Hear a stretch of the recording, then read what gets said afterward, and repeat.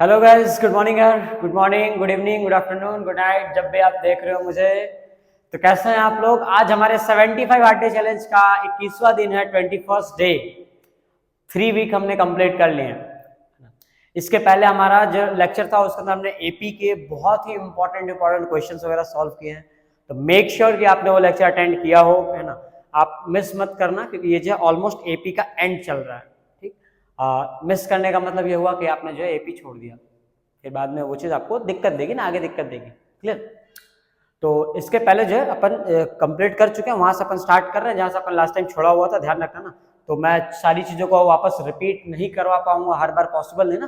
तो अपन एग्जैक्ट वहीं से स्टार्ट कर रहे हैं जहां से अपन ने इसको ड्रॉप किया था। ठीक है, याद है हमने एसएन के फॉर्मूले वगैरह पढ़े थे, एसएन का फॉर्मूला पढ़ा था, एन का फॉर्मूला वगैरह हमने सब डिराइव करके देखा था अच्छे से ढंग से। तो अब हमें उन फॉर्मूले पे हमने क्वेश्चन भी किए थे। आज क्या करेंगे? आज भी क्वेश्चन ही करेंगे। आज हम वर्ड प्रॉब्लम्स करेंगे। याद है एपी में वर्ड प्रॉब्लम आते हैं ना।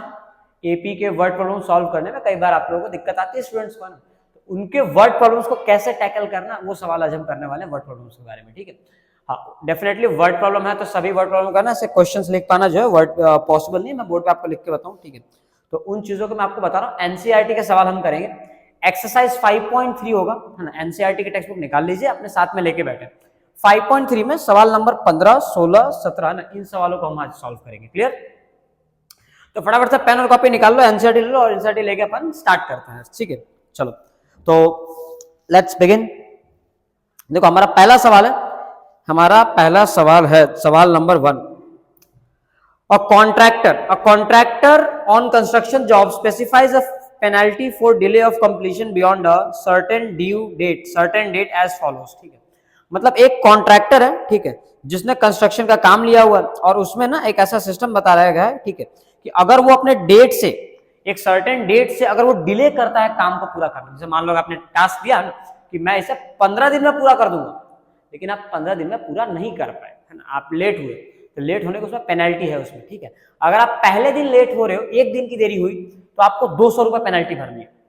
लेकिन अगर 2 दिन की दूरी हुई, 2 दिन की आपने देरी कर दी, 2 दिन लेट हो गए, तो आपको 250 रुपए भरना है।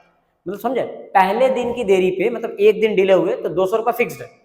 उसके बाद जितने भी आप दिन देर करते जाओगे, जितना आप लेट करोगे, हर दिन का 50 रुपए एडिशनल उसमें ऐड होते जाएगा। बात समझ में आई? ये सवाल में दिया हुआ है। एक कॉन्ट्रैक्टर ने कंस्ट्रक्शन पे एक जॉब अपने स्पेसिफिक ले रखा है, ठीक है, और उसमें ऐसा है कि जितना दिन वो लेट होगा हर दिन की वो पेनल्टी भरेगा। तो पहले दिन की पेनल्टी 200 रुपए और उसके बाद हर एक दिन की पेनल्टी में 50 रुपए ऐड ऑन होते जाएगा, यानी 200 पहले दिन, दूसरे दिन 250, तीसरे दिन 300, चौथे दिन जो है 350, पांचवें दिन 400 एंड ऐसे ही सो ऑन। तो आपसे सवाल ये पूछा गया है ना, कि अगर if he has delayed the work by 30 days, है ना, अगर उसने काम में 30 दिन की देरी की, 30 दिन डिले कर दिया, तो आप ये बताइए कि उसे पेनल्टी कितनी भरनी पड़ेगी। सवाल समझ में आ गया? एक कॉन्ट्रैक्टर है जिसने लापरवाही की, काम धंधा आपने दिया था, काम धंधा नहीं कर पा रहा बेचारा, हर दिन की पेनल्टी भरनी पड़ रही है उसको, हर दिन का 50 रुपए भर रहा है, पहले दिन का 200 रुपए भर रहा है। तो आप बताओ 30 दिन अगर उसने लेट किया तो टोटल कितनी पेनल्टी भैया जी भरेंगे? Clear sir? चलिए आइए देखते हैं कितनी पेनल्टी भरेंगे। तो सबसे पहली बात, सवाल का जो गिवन डेटा है आप समझिए कि पहले दिन की पेनल्टी है जो भैया जी की 200 रुपए है, और हर एक दिन उनकी पेनल्टी 50 रुपए से बढ़ते जाएगी। उन्होंने देरी की है 30 दिन तक, यानी नंबर ऑफ डेज हो गए 30। हमें निकालना है एसएन, यानी S30 निकालना है। बातें समझ में आ गई? डेटा, गिवन डेटा हमने ऐसे लिख दिया। क्लियर? इन शॉर्ट सवाल आपसे ये चाहता है कि आप 200 प्लस 250 प्लस 300 प्लस करते करते अप टू 30 टर्म्स, है ना, अप टू 30 टर्म्स, और आप बताओ कि इसका आंसर क्या आएगा। ये बात भी समझ में आ गई होगी। अब आगे जो है सवाल कैसे करें। ऐसे जब आपको जोड़ना हो सम ऑफ एन टर्म्स, याद है फॉर्मूला पढ़ा था हमने एसएन का, S N is equal to n/2 into 2a plus n-1 into D. अब उस फॉर्मूले को रखने का, अप्लाई करने का वक्त आ चुका है। तो चलिए स्टार्ट करते हैं with the formula S N is equal to n/2 into 2a plus n-1 into D.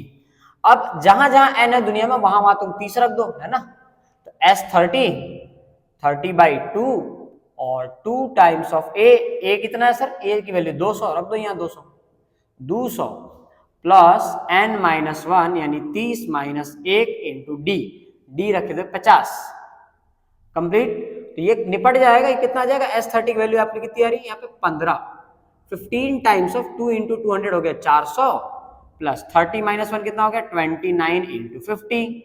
अब कर देंगे अपन मल्टीप्लाई, तो S30 is equal to 15 bracket में 400 प्लस 29 गुने 50 है ना, 29 गुने 50 कितना आएगा 0, 5 9 जा 45, कैरी बचा 4, 5 2 जा 10 और 4 14, ये आ गया 1450 है ना 1450। So S30 is equal to 15 times of 400 plus 1450, ये कितना हो जाएगा 1850। डन। अब इन्हें मल्टीप्लाई करना तो हमें मिलेगा S30 is equal to 15 into 0 0 हो जाएगा, 15 5 जब 15 बच्चे 75 होता है तो यहाँ लिख दो 5 बच गया 7, 15 8 120 और 7 27, करीब बचा 12 और 15 एकम 15 और 12 कितना हो जाएगा 27 हो जाएगा, यानी 27,750। ये है उनकी पेनल्टी। अरे 27,000 रुपये तो पेनल्टी भर रहा है वो, मतलब समझो कितना कमाया हमने, बहुत कमाया बंदे ने ना, मतलब कोई छोटा मोटा काम नहीं, काम बहुत बड़ा होगा ना। तो 27,000 रुपये भैया जी ने पेनल्टी भरी और उनको पोसा भी है यार, पोसा रहा है उनको 27,000 पेनल्टी भरना। इतनी पेनल्टी कॉन्ट्रैक्टर भैया जी ने भरी क्यों? क्योंकि उन्होंने काम में 30 दिन की देरी की थी, है ना।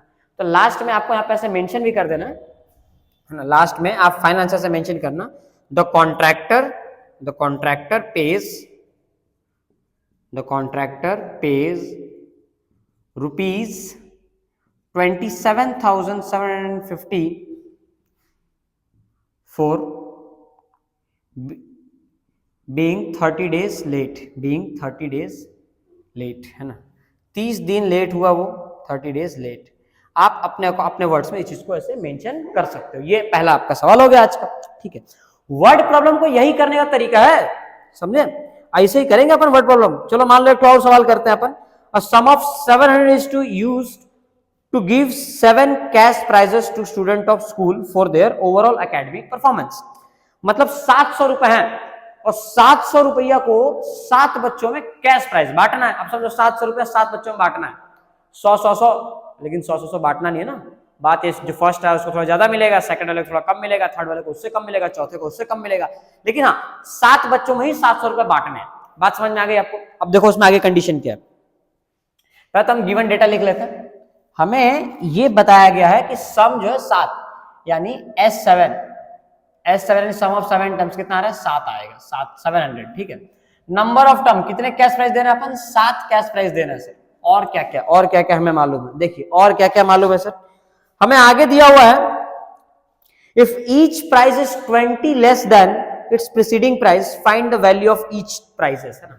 तो आपको ऐसा बोला है बबुआ सवाल में कि अगर एक प्राइस है ना, हर एक प्राइस 20 रुपए कम होते जा रहा है अपने पीछे वाले से, 20 रुपए कम, मतलब मान लो कि अगर पहला प्राइस की मैं बात करूं तो उसके जो दूसरा प्राइस होगा वो पहले वाले से 20 रुपए कम होंगे, उसके बाद जो होगा वो उसमें 20 रुपए और कम कर दो, उसके बाद वाले 20 रुपए और कम कर दो। तो तुम बताओ फटाफट से, है ना, क्या कितना कैसे होगा। तो कॉमन डिफरेंस 20 रुपए कम हो रहा है, इसलिए मैं D इज इक्वल टू -20 ले लूंगा। मुझे फाइंड आउट क्या करना है सर? मुझे निकालना है पहला टर्म। मुझे यही तो नहीं पता कि फर्स्ट प्राइस कितना है। अगर फर्स्ट प्राइस पता होगा तो मैं 20 रुपए कम करके सारे प्राइस बता दूंगा, पहले को इतना, दूसरे को इतना, तीसरे को इतना, चौथे को इतना। बात सिंपल है, समझे। तो अब ये कैसे करेंगे? पहला टर्म निकालना है सर, कैसे निकालेंगे? चलो मैं बताता हूं तुम्हें। हम पहले फॉर्मूला अप्लाई करेंगे, Sn is equal to n divide by 2 bracket में 2a plus n minus 1 into d। अब यहाँ पे जहां जहां n है दुनिया में हम पटक देंगे वहां पे 7, तो S7 is equal to 7/2 into 2 times of a, और a की वैल्यू मुझे नहीं पता है तो मैं क्या करूंगा, a को a छोड़ देंगे अपन, प्लस n माइनस 1, यानी 7 माइनस 1 कर दीजिए सर।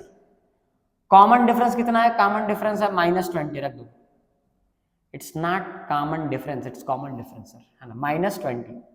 आई होप आप समझ पा रहे होंगे। ये -20 लिखा हुआ है, मेरी निगाहों से देखो तुम्हें सब दिखेगा। 2 इंटू a, तो ये 2a लिखा हुआ है, और ये 6 इंटू -20 है ना, तो -120 कर दो इसको, और क्या। एक काम करो, कर दो ना, -120 कर दो, डन। अब आगे क्या कर सकते हैं? आगे ये कर सकते हो कि ये 2 कॉमन लेके निपटा दो इसको। जैसे ही तुम 2 कॉमन लेके इसको निपटाओगे तो 7/2 इंटू 2, और ये कितना हो जाएगा a -60, है ना। 2a और 120, 2 से 2 निपट गया। अब S7 की तुम वैल्यू रख सकते हो। देखो S7 की वैल्यू 700 थी, यहाँ रख दो यार, कोई दिक्कत नहीं, 700। देखो 7 से ये 700 काट के कितना आ जाएगा 100, तो 100 इज इक्वल टू क्या बचा यहाँ पे, a -60। -60 को लात मारो, यहां गिरेगा 100 + 60, बराबर ए, यानी 160 इज इक्वल टू ए, यानी पहला टर्म 160 आ गया। मींस पहले बच्चे को जो प्राइस मिला, पहला कैश प्राइस, फर्स्ट प्राइस कितना था 160 रुपए का, सेकंड कितना हो जाएगा 20 कम कर दो 140 का, थर्ड कितना हो जाएगा 20 और कम कर दो 120 हो जाएगा। यानी आपने 7 के साथ कैश प्राइस पूछा तो आपको क्या लिख देना है 160 है ना, 20 कम कर 140 120, फिर अगला आ जाएगा 100, फिर आ जाएगा 80, फिर हो जाएगा 60, फिर आ जाएगा यहाँ पे 40। 1 2 3 4 5 6 7 ये उनके कैश प्राइस है। सभी को जोड़ के चेक कर लेना ना, ऑलमोस्ट आपका जो है 700 आ जाएगा सर, ठीक है। तो ये आपका दूसरा सवाल भी यहाँ पे ढह गया। अब करना अपने को तीसरा सवाल। तीसरा सवाल देखो, तीसरा सवाल कैसे करेंगे, क्लियर। अब हालांकि देखो मेरे पास इसका मेथड 2 भी है, मेथड 2 है ना, शॉर्ट ट्रिक अप्लाई करोगे तो और जल्दी हो सकता है तुम जो है इसका, लेकिन शॉर्ट ट्रिक काम करो। शॉर्ट ट्रिक अपन शॉर्ट ट्रिक वाले सेशन में ही देखेंगे, इस सीरीज में नहीं। सारे के सारे शॉर्ट ट्रिक्स में आपको सीरीज में ही बताऊंगा ना, यहाँ पे शॉर्ट ट्रिक्स वगैरह अपन नहीं कंसीडर करेंगे, यहाँ पे पूरा मेथड वाइज सीखेंगे सर। चलो ये क्वेश्चन नंबर 15 था, ये 16 है ना। देखो 17वां सवाल एनसीईआरटी में 5.3 का 17th नंबर का सवाल क्या है। In a school students thought of planting trees in and around the school to reduce the air pollution. काम की बात है, ये सवाल अपन यहीं पे कर सकते हैं। एक स्कूल है, नंबरिंग करो, ये क्वेश्चन नंबर आपका 16, ये था आपका क्वेश्चन नंबर 15, ये है आपका क्वेश्चन नंबर 17। ध्यान से सुनना, एक स्कूल है, स्कूल के अंदर स्टूडेंट्स ने प्लांट है ना, पेड़ पौधे लगाने का फैसला लिया। बड़ा ही उत्तम फैसला कराया सर उन्होंने। क्या आगे बोला, it was decided that the number of trees that each section will plant will the same as the class in which they are studying. Example, section of class 1 will plant 1 tree, section of class 2 will plant 2 trees, and and so on till class 12. ठीक है, बढ़िया है। There are 3 sections of each class. How many trees were planted by the students? ठीक है, बढ़िया सवाल है। देखो ये बताया गया है कि एक स्कूल है, स्कूल के अंदर बच्चों ने डिसाइड किया, फैसला लिया सर है ना। क्या फैसला करा, वो लगाएंगे पेड़ पौधे, वातावरण को प्रदूषित ना हो, इस चीज के लिए ना, प्रदूषित ना हो, प्रदूषित होने से बचाने के लिए ना, पर्यावरण के लिए हमारे कर रहे हैं वो, ठीक है। तो वो लगाएंगे पौधे। अब पौधे कैसे लगाएंगे, उन्होंने बताया गया कि जो बच्चा जिस क्लास का होगा वो उतने ही पौधे लगाएगा। मतलब पहली क्लास के बच्चे को सिर्फ एक ही पौधा लगाने का अधिकार है। अगर बच्चा दूसरी का हुआ तो सर 2 पौधा लगाएगा, तीसरी का हुआ तो 3 लगाएगा, चौथे का हुआ तो 4, और 12वीं का हुआ तो 12। अब स्कूल 1 से लेकर 12 तक है, 1 से नीचे नहीं है, 12 से ऊपर नहीं है, समझे। 12 से ऊपर वैसे स्कूल तो होती है नहीं, है ना। तो 1 से लेके 12वीं क्लास तक हर एक बच्चे को एक एक पौधा लगाना था। पहले क्लास वाले को 2 पौधे लगाएंगे, दूसरे वाले 3 पौधे लगाएंगे, तीसरे वाले। अब इसमें एक और ट्विस्ट आता है, हर एक क्लास के 3 सेक्शन, मतलब first A, first B, first सी। अब समझना मेरी बात, फर्स्ट ए से 1, फर्स्ट बी से 1, फर्स्ट सी से 1, तो कितना हो गया 3, समझे।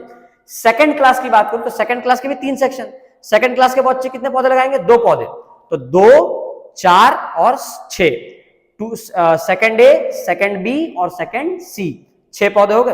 अब थर्ड क्लास की अगर मैं बात करूं, देखो पहले क्लास में हमने क्या देखा था, पहले क्लास में 3 आ रहा था, प्लस सेकंड क्लास में ना, सेकंड क्लास में 2 2 2 3 बार आएगा, कितना आ जाएगा 6 आ जाएगा।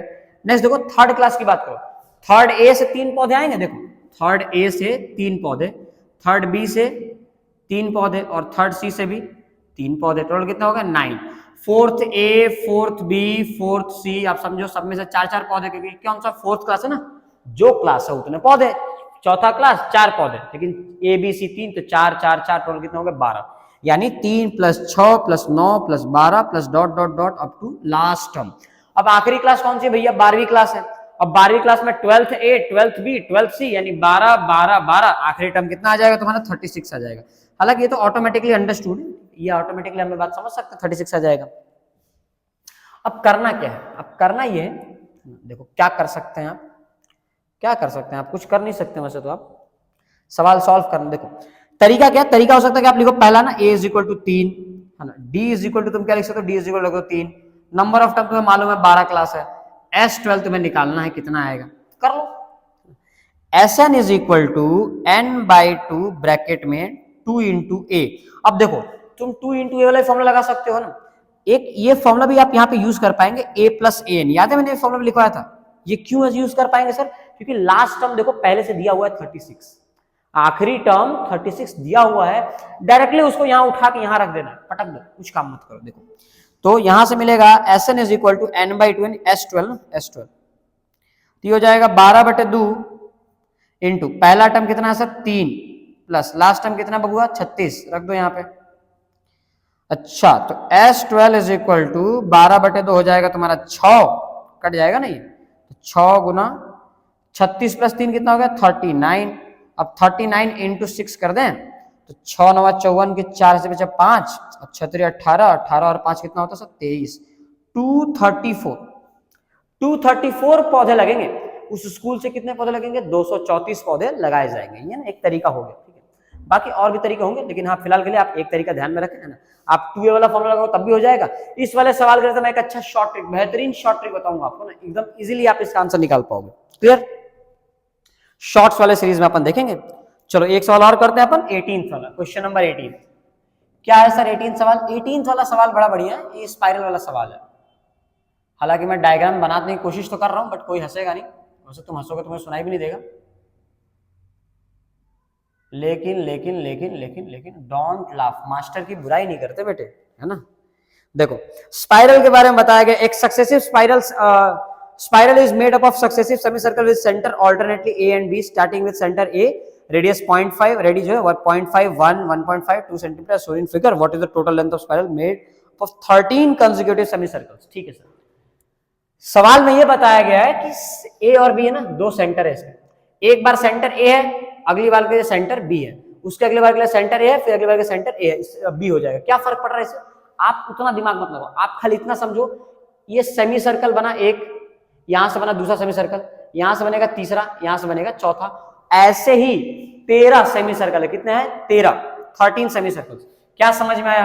हमें यह समझ में आना चाहिए यहां से कि भैया जी n इज इक्वल टू 13 ले लेना है।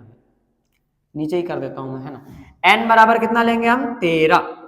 ओके, रेडियस कितना है? रेडियस इसका दिया हुआ है, पहले वाले सेमीसर्कल का रेडियस है 0.5, दूसरे वाले का 1, तीसरे वाले का 1.5। चेक कर लो, ठीक है। तो रख दो, है ना। R1 R2 में कर दे रहा हूं। R1 यानी पहले वाले का रेडियस 0.5, R2 यानी 1 हो जाएगा, R3 यानी 1.5 हो जाएगा, है ना, और R4 यानी कितना हो जाएगा? 2 हो जाएगा। क्लियर है क्या?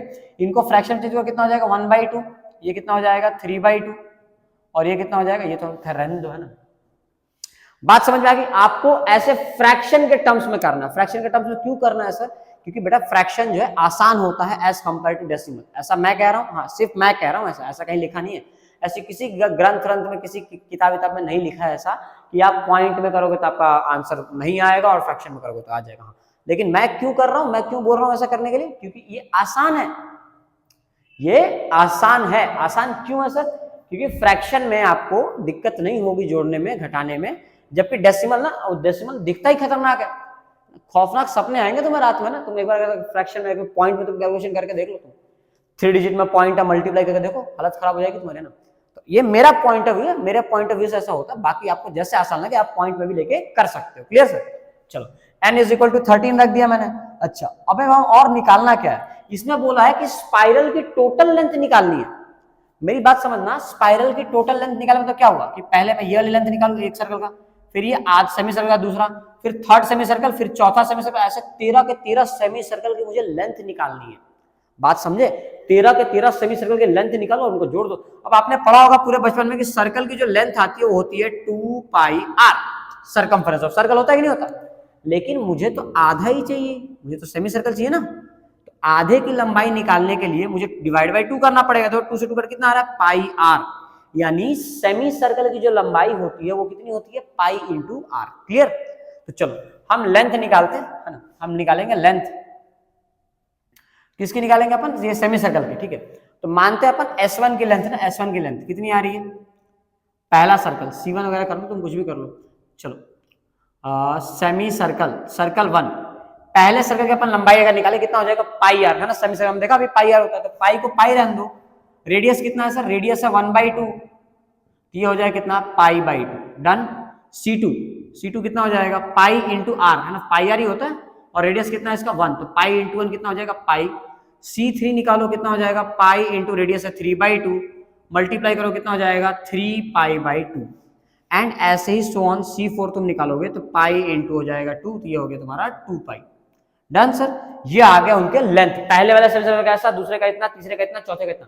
अब 3 टर्म बहुत काफी है तुम्हारे समझने के लिए कि एपी में आगे क्या हो क्या रहा है ना। अगर तुम देखो तो ये सीरीज चल रही है एक तरह से, π/2, पाई, 3π/2, 2π है ना, मतलब 0.5 पाई, 1 पाई, 1.5 पाई, 2, फिर आगे 2.5, फिर 3, 3.5, 4, 4.5, 5, ऐसे चलते रहेगा। क्लियर। अब हमें पहला टर्म तो मिल गया। अब मान लो पहला टर्म कितना मिल रहा है सर, पहला टर्म आ रहा है π/2। कॉमन डिफरेंस कैसे निकालेंगे, a2 माइनस a1 कर लो, है ना। पाई माइनस, अगर मैं π/2 करूंगा, एलसीएम लूंगा तो होगा 2π माइनस 1π, ये कितना आ गया π/2। कॉमन डिफरेंस π/2 आ रहा है। नंबर ऑफ टर्म्स हमने देखे 13 कंसेक्यूटिव सेमी सर्कल लेने हैं अपने को, बस निकाल दो ना, एसएन निकाल लो, काम खत्म। देखो कैसे अपन करेंगे इन सवालों को। S N is equal to N divide by 2, bracket के अंदर आ जाएगा 2a plus N minus 1 into D. Done. So S13 is equal to 13/2 into 2 into A. एक जगह पे क्या रखूंगा मैं, π/2, तो लगा दो यहाँ पे 2 माले का ब्रैकेट है ना, π/2, ये 2 माले का ब्रैकेट बन के पूरा हुआ, प्लस n माइनस 1 यानी 13 माइनस 1, कॉमन डिफरेंस कितना आएगा π/2, रख दो यहाँ π/2 सर, ब्रैकेट बंद।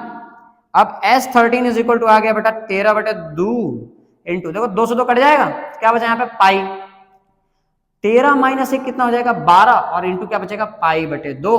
देखो 2 से 12 कट कितना हो जाएगा 6। यहाँ देखो S13 is equal to 13 divide by 2 into pi plus 6π बचा, देखो क्या कहते हैं 6 और पाई, तो 1 पाई प्लस 6 पाई कितना हो गया सर 7 पाई, ब्रैकेट बंद।